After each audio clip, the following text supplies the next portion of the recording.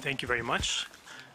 And our fourth and final speaker for this session is going to be John Harris, who is visiting us from the University of Manchester. Thank you very much, and thank you for inviting me. It's a great pleasure to be here. Heather Ward this morning eloquently urged you to seize the time and approve MRT. We in the UK took that step just a few weeks ago when our Parliament approved the use of this technology. I spoke in Parliament on the eve of that historic debate and the crucial vote that followed. I don't necessarily assume any causal connection between these two events. However, I do approve what Parliament then approved. This all starts, I think, on the 25th of July 1978 with the birth in the UK of Louise Brown, the first IVF baby, and we've heard many people refer to that technology. And it continued with the birth of another famous British baby. We have a lot of famous babies in this debate, and that, of course, was the birth of the surnameless, the family nameless Dolly the sheep in 1997. Now, my written version of this talk goes through the history in some detail, and I'm only going to allude to it very peripherally here. But I would like to say it is just simply not true, as Marcy just claimed, that the prohibitions were promulgated after careful thought. They were not. They were rushed through in panic after the cloning episode. And my book on cloning, published in 2004, charts that panic in some detail. It's just a false claim. Okay, let's move a little more up to date. The common factors, I believe, between Louise Brown and Dolly were principally two: the alleged synthetic circumstances of their conception and birth, as if they weren't, both of them, real female, human and animal, respectively, individuals. The second factor was the claim that their creation involved some unspecified violation of what was variously described as then a right to genetic identity, and in the case of human cloning, the violation of a right literally plucked from the air by the UNESCO Bioethics Committee to justify their wish to prohibit human cloning. This violation was that the human genome must be preserved as, and I quote UNESCO, the common heritage of humanity, end quote. Now, UNESCO conveniently ignored the fact that cloning is, in fact, the only technology that preserves the human genome intact. All the other ones randomly vary it in some way, in sometimes irresponsible ways, and I'll go on to chart some of those in a moment.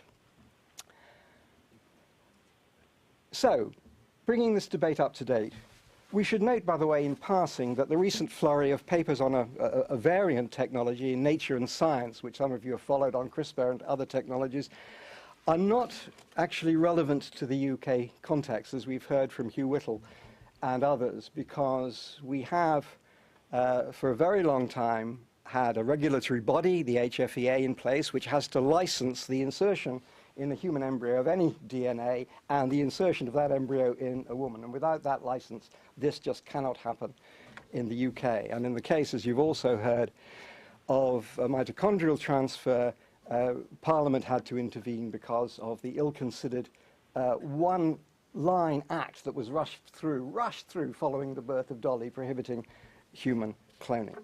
And everybody now regrets that hasty act, at least most people do.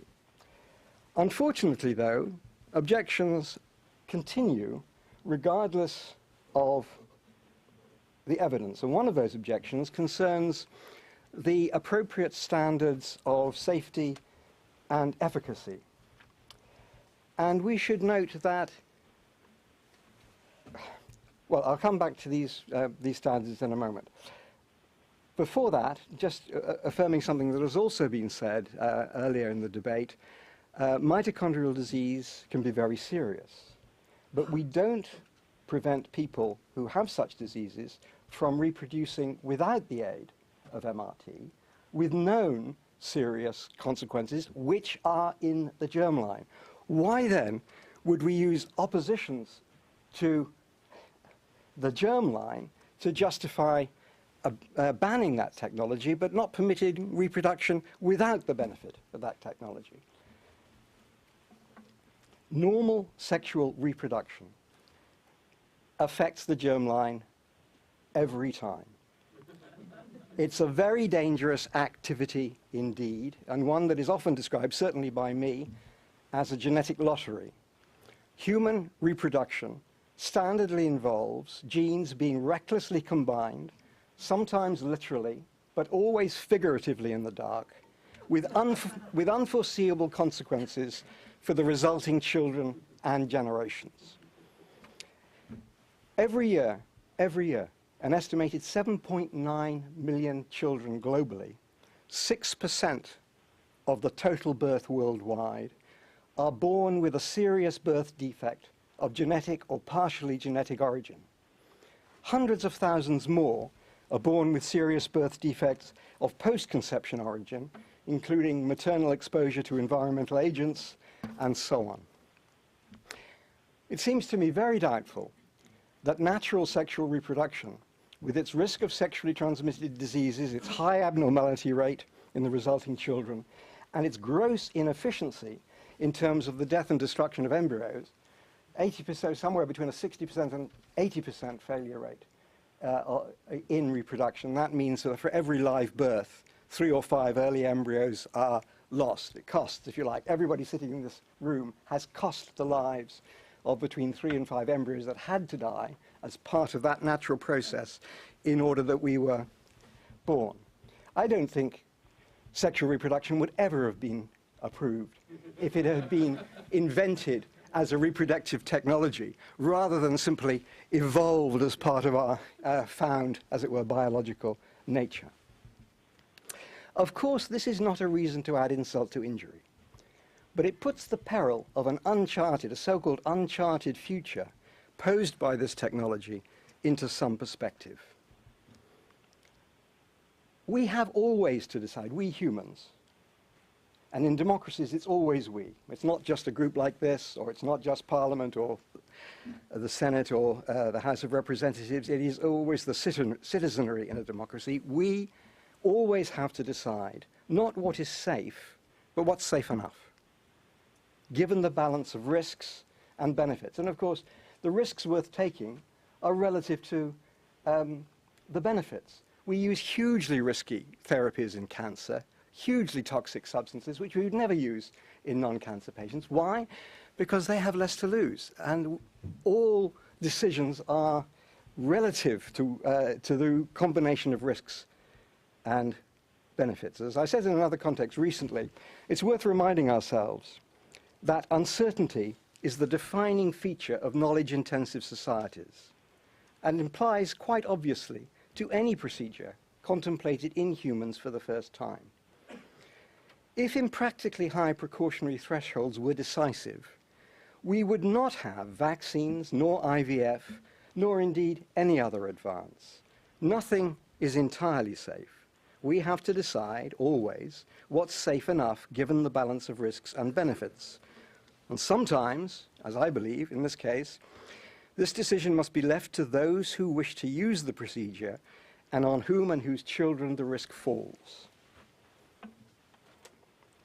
It is true that reproductive risks also fall on potential offspring, but that is true of all reproduction. All reproduction carries on without the consent of the children affected. They're never consulted. Consent is not the issue. Consent is not the issue. It is a complete red herring. I've been told that I must shut up, which is often my fate when I get underway. So I will move to the last 2 things I want to say. The first is that is there a problem about this 3-parent issue in terms of children knowing that they've been born in this anomalous way? Well, I don't think there is any right to know your genetic origins. And one of the short reasons for thinking that is think of the mischief that it would cause if we would granted it. There's a huge non-paternity rate, as we know, estimated somewhere between 2 and 30%. It would involve telling every child reliably who their father actually is, not who they think their father is, and that would cause untold mischief, so we shouldn't contemplate it. Finally, I would like, if I dare, to mention a Marxist playwright in this of all capital cities. I would like to end with Bertolt Brecht. In his Life of Galileo, Brecht gives a memorable insight into the justification of science to Galileo himself. Talking to Andrea Sarti, his former student, and a scientific colleague who is about to smuggle his Galileo's Discorsi, the heretical treatise on mechanics and local motion, out of Italy, Galileo says this, or at least Bertolt Brecht has Galileo say this: "The human race, which shambles around in a pearly haze of superstition and old saws, too ignorant to develop its own powers, will never be able to develop those powers of nature which scientists are revealing to it." To what end are you working? To what end are you scientists working? Presumably for the principle that science's sole aim must be to lighten the burden of human existence. Now, I agree with Brecht's Galileo and with most scientists that the joy and hope of science, if not its sole purpose, is to lighten the burden of human existence. It's certainly the justification for all the public funding we heap upon it. I think this is a safe enough, reliable piece of science that will do a huge amount of good. I'm very pleased that my own government has approved it. I know things are not quite so straightforward in a less well-developed democracy like yours, but hopefully you will find a way of achieving this too. Thank you.